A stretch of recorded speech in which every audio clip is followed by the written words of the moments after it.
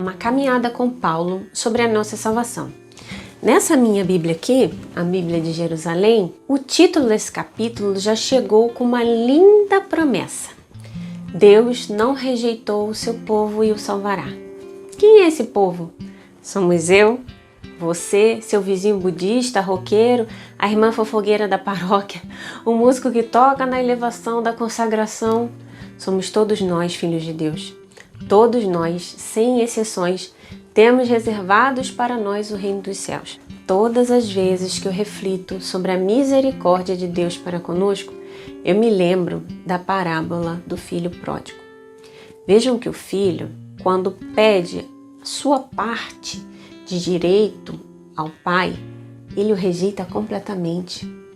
Ele dá seu pai como morto. Não é quando morre que os herdeiros dividem os bens?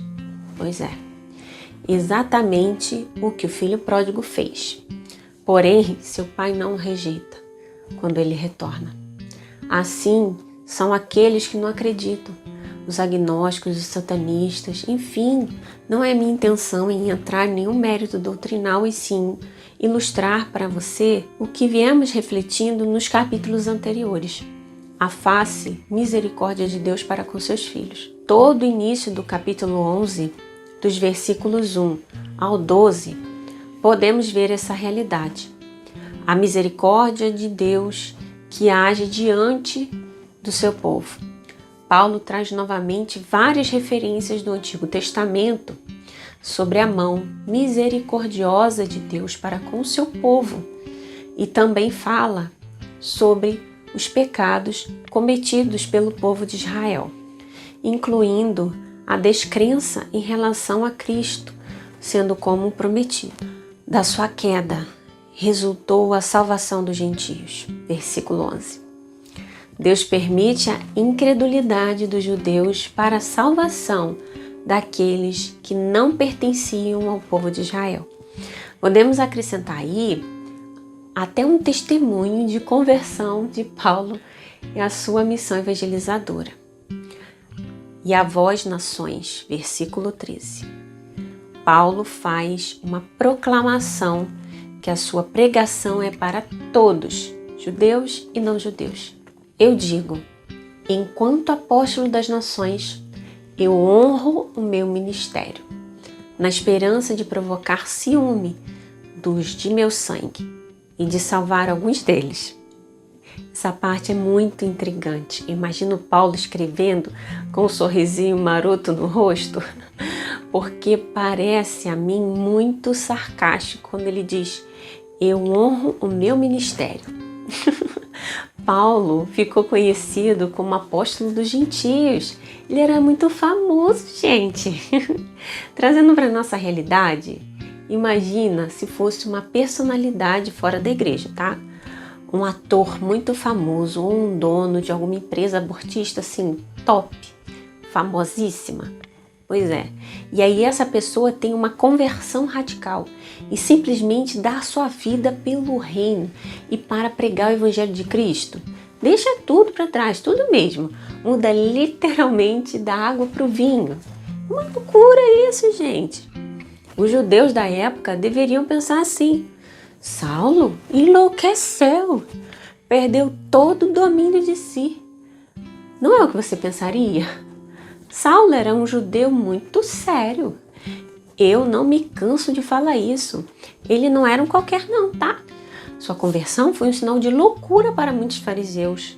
Ele foi muito perseguido. Não é à toa que ele fala, viver para mim é Cristo, morrer para mim é lucro. Eu entendo essa frase como uma direta àqueles que o perseguiam, traduzindo com as minhas palavras, ok? Vocês podem até me matar, mas eu sou todo de Cristo agora. Nem minha morte vai me separar daquele que é meu Salvador. Continuando a frase que ele fala. Eu honro o meu ministério na esperança de provocar ciúme dos do meu sangue e salvar alguns deles.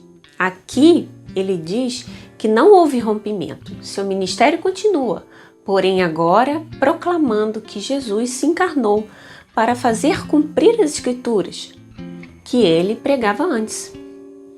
Aí está para mim o maior sarcasmo de Paulo, na esperança de provocar ciúme dos de meu sangue e salvar alguns deles. Ah, Paulo, você foi brilhante nessa colocação.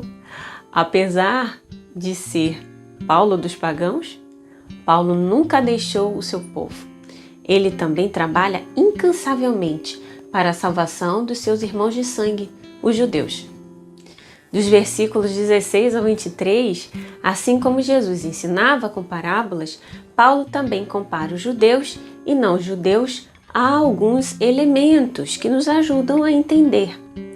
Não importa o que é, mas a sua finalidade. Por exemplo, a farinha, as primícias, né?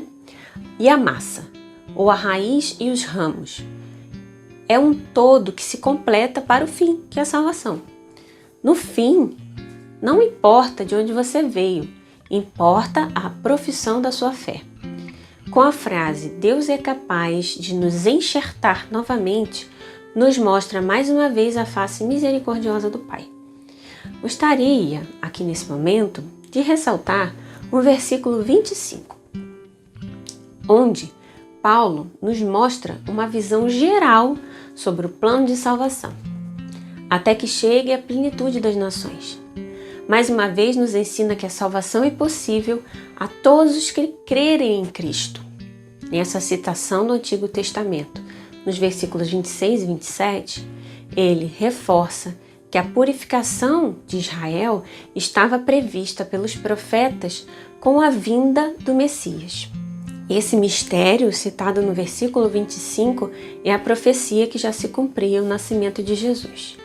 Deus encerrou todos na desobediência para a todos fazer misericórdia. Versículo 32. Nosso Senhor, de todo mal, de todas as nossas limitações, Ele tira sempre algo de bom.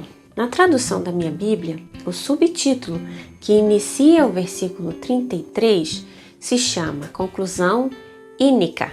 Isso quer dizer que, dos versículos 33 ao 36, São Paulo faz um louvor a Deus. Ínica refere-se a hino, canto. Encerra a reflexão de hoje com esse hino, a misericórdia de Deus a nós. Quem conheceu o pensamento do Senhor? Ou quem se tornou seu conselheiro? Quem primeiro fez o dom para receber em troca?